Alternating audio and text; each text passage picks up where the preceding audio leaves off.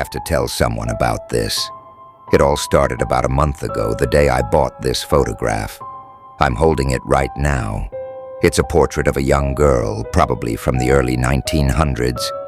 Her name was Eliza, or I think it was. The thing is, whenever I try to show the photo to anyone, they can't see her. All they see is a faded, empty chair. And ever since I brought her picture home, I haven't been alone. It's not just a feeling anymore. It's a terrifying phantom haunting me, and I think it's the girl herself, desperate to show me the awful truth about her disappearance. She needs me to remember, because no one else can. Before this, my life was pretty normal. Quiet. I'm a photographer, but my real passion has always been the stories old objects tell. I spend my weekends in dusty antique shops, digging through forgotten boxes, looking for treasures. I've always believed that some things hold on to the energy of their owners. I just never thought that energy could reach out and grab you back. I found her in a dim, cluttered shop downtown, tucked away in a heavy wooden box of old portraits. Most were just stiff-looking men with big mustaches or severe-looking women in high collars. But then, I saw her. The photograph was small, a carte de visite, and the girl couldn't have been more than 16. She wasn't smiling, but her eyes, they were luminous.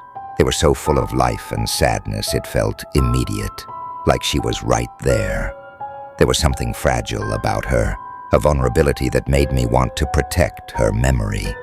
I paid the shopkeeper a few bucks and took her home, feeling this strange sense of victory, like I'd just rescued someone. I put the photo on my mantelpiece. It just looked right, sitting there among my other found curiosities. For the first few days, nothing happened. I'd glance at it, feel that same little pang of connection, and then go about my day. But then, the quiet in my apartment started to change. It began with a whisper. I was in my dark room developing photos, with only the hum of the ventilation fan for noise, when I heard it. A faint, soft sound, like someone breathing my name. I ripped off my headphones, my heart hammering against my ribs. Silence. I told myself it was just the fan, or the old pipes in the building. Anything but what I thought it was. It's amazing how skeptical you can be when the sun is out. A few nights later, I woke up at 3:07 a.m. exactly, to the sound of something falling in the living room. I crept out of bed, my mind racing. I found one of my photography books on the floor, lying open to a chapter on Victorian-era portraiture. I didn't remember leaving it out. Shaking, I put it back, telling myself I must have just left it sitting weirdly on the shelf. A coincidence, that's what I clung to. But this cold dread was starting to pool in my stomach. The apartment felt occupied. That night, as I tried to get back to sleep, I saw a shadow flicker in the corner of my room, a fleeting shape that looked unnervingly like a young girl's silhouette. I squeezed my eyes shut, just repeating, "You're tired. It's your imagination." But that was only the beginning. The unnerving coincidences started piling up. The faint smell of lavender would appear in a room with no flowers. I'd get the feeling of being watched, so intense it made the hair on my arms stand up. The whispers got more frequent, and it wasn't just my name anymore. They were pleading, desperate bits of words I couldn't quite catch. My skepticism was crumbling, and terror was taking its place. I knew with a certainty that made no sense. This was all connected to the photograph. My focus shifted from being scared to figuring this out. I had to know who she was. I scanned the photograph at the highest resolution I could, blowing it up on my monitor, hunting for any clue at all. A photographer's name, a studio location, anything. But there was nothing. The back was blank, and the front had no markings. It was completely anonymous. I posted the image on some forums for historical photography and genealogy. "Has anyone seen this girl?" I asked. "Any idea about the time period or location?" The responses were just confusing. A couple of people commented on her dress, dating it to around 1905 or 1910, but most of the replies were the same. "What girl? It's a photo of an empty chair." My blood ran cold. I sent the file directly to my friend Alex, a graphic designer who's used to restoring old pictures. I called him, my voice trembling. "Alex, can you look at that photo I just sent? Can you see the girl sitting in the chair?" There was a pause.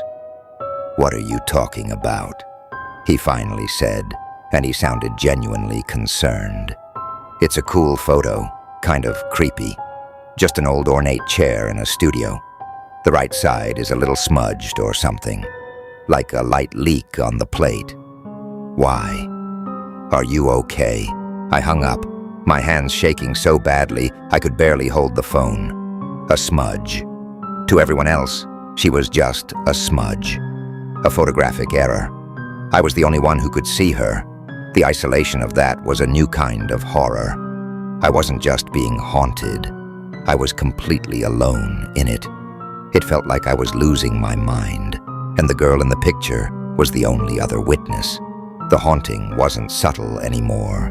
It became a desperate, nightly plea. The whispers finally came together into a single, sorrowful word, repeated over and over in the dark. "Eliza." It was a girl's voice, and it was full of pain. The apparitions became clearer. I'd catch a glimpse of her out of the corner of my eye, a flash of a white dress disappearing down the hall, the dark shape of her long hair as she stood in my doorway, just watching. She never felt malicious, just overwhelmingly sad. Her presence was a constant, heavy weight in my home. She wasn't trying to scare me. She was trying to show me something. She would stand by the window and point out into the night. She'd linger by my bookshelf, near my collection of local history books. She was leading me somewhere, and my fear was slowly turning into this profound sense of responsibility. One night, I couldn't sleep, so I just sat at my desk, staring at her photograph for what felt like the 1,000th time. I had the high-res scan on my screen, and I just kept zooming in, tracing the lines of her dress, the curve of her cheek, the deep sadness in her eyes. I felt this connection to her, a girl erased from the world that only I could see.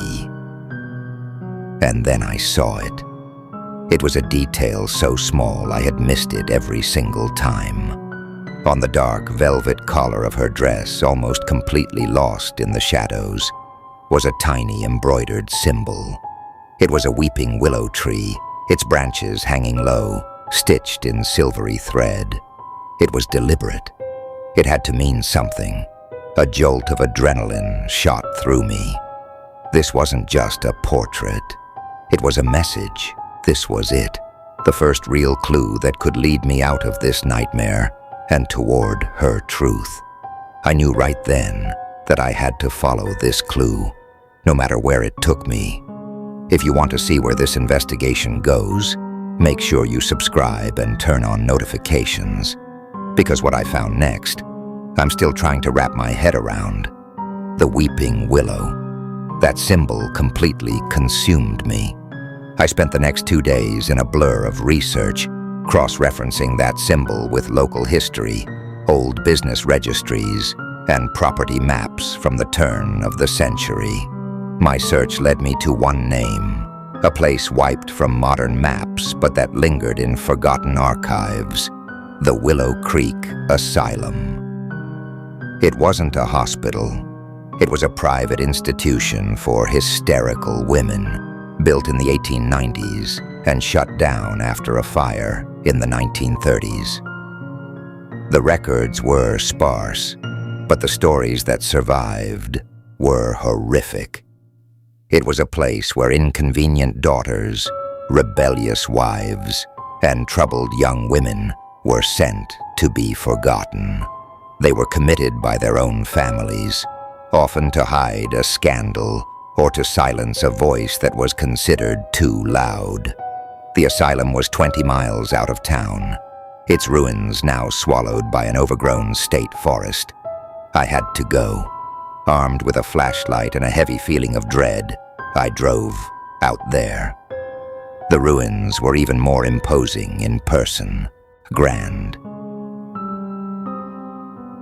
Decaying brick facade rose out of a tangle of thorns and ivy, the skeleton of an old Kirkbride plan building. The second I stepped out of my car, the air got heavy and cold. I could feel her. She was stronger here than she'd ever been in my apartment. I just followed the feeling, this gentle but insistent pull through collapsing hallways and rooms filled with debris. The walls were peeling, showing layers of faded paint and soot from the fire. Her ghostly whispers guided me, urging me on, past the main wards and toward a secluded wing marked solitary care. She led me to a specific cell at the very end of the hall. The door was gone, and the room was tiny, barely a closet.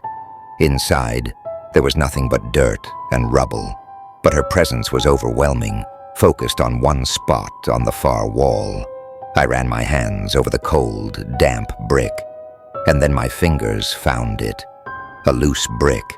My heart pounded as I worked it free. Behind it was a dark, hollow space.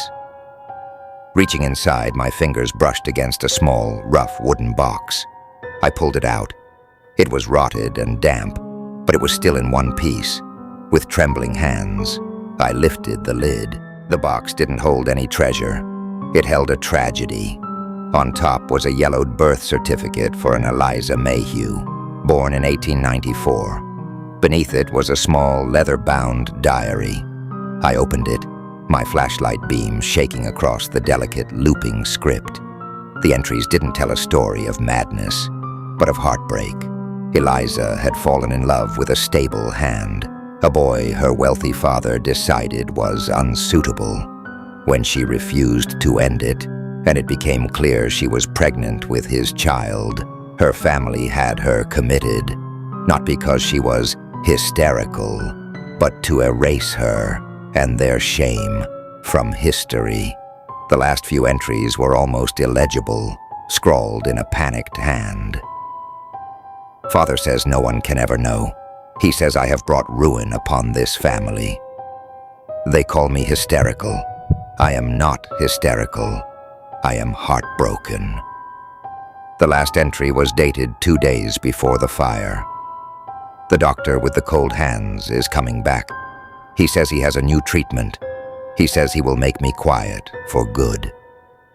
As I read that final horrifying line, a deep cold just enveloped me. I looked up from the diary, and she was standing there, in the middle of the cell. Not as a shadow or a whisper, but solid. The girl from the photograph. The sadness in her eyes was gone, replaced with a look of calm, of peace. She looked at me, a silent "thank you," and then, like smoke, she just dissolved into nothing.